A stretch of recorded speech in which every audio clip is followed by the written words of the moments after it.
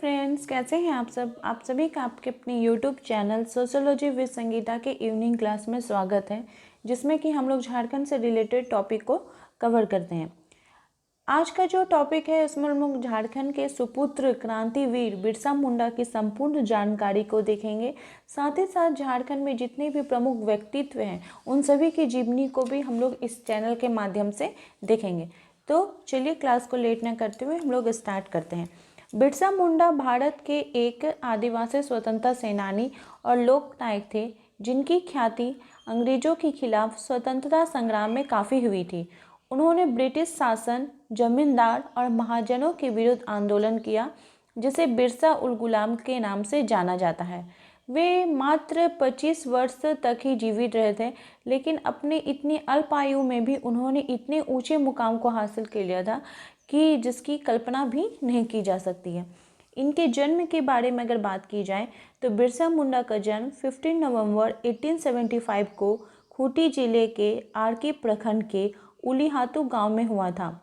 मुंडा रीति रिवाज के अनुसार उनका जन्म दिवस बृहस्पतिवार था, जिसके हिसाब से उनका नाम बिरसा रखा गया। बिरसा मुंडा की माता का नाम कर्मी हटू था तथा उनके पिता का नाम सुगना मुंडा था। उनके बचपन के नाम के बारे में अगर बात की जाए तो उनका बचपन का नाम दाऊद मुंडा था।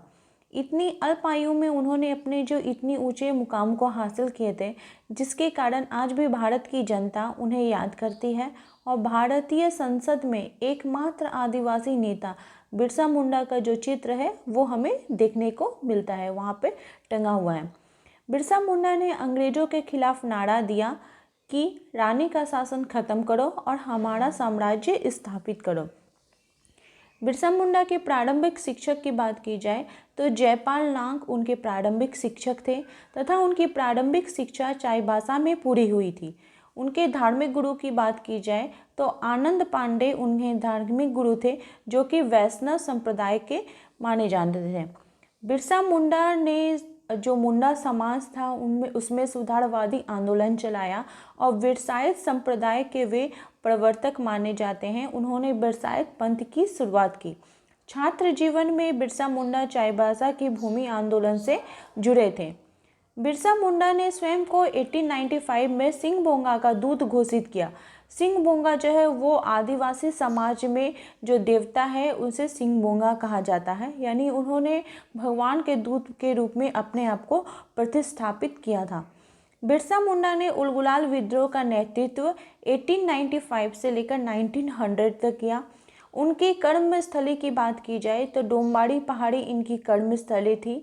बिरसा मुंडा को पहली बार 1895 में गिरफ्तार किया गया और 2 वर्ष के बाद फिर उन्हें वापस रिहा भी कर दिया गया था, लेकिन फिर बिरसा मुंडा को दूसरी बार 1900 में गिरफ्तार करके रांची के जेल में रखा गया और उन्होंने अंग्रेज़ सरकार से विद्रोह का दमन करने के लिए जो आंदोलन चलाया था, इसमें 3 फरवरी 1900 को बिरसा मुंडा को गिरफ्तार कर लिया गया, जब वे अपने आदिवासी गुरिल्ला सेना के साथ जंगल में सो रहे थे।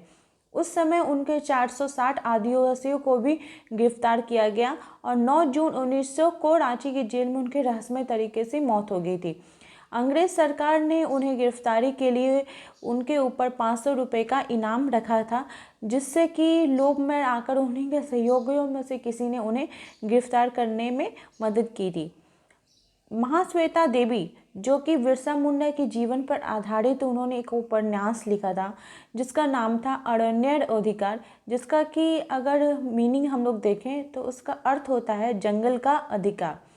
बिरसा मुंडा को अगर एक ये जो क्वेश्चन है ये बहुत ही ज़्यादा इम्पॉर्टेंट हो जाता है कि बिरसा मुंडा को भगवान किसने माना था, तो जो मृत्युंजय नाथ लाल थे वे बिरसा मुंडा को भगवान के रूप में मानते थे। उन्होंने भगवान कहकर उन्हें संबोधित किया था।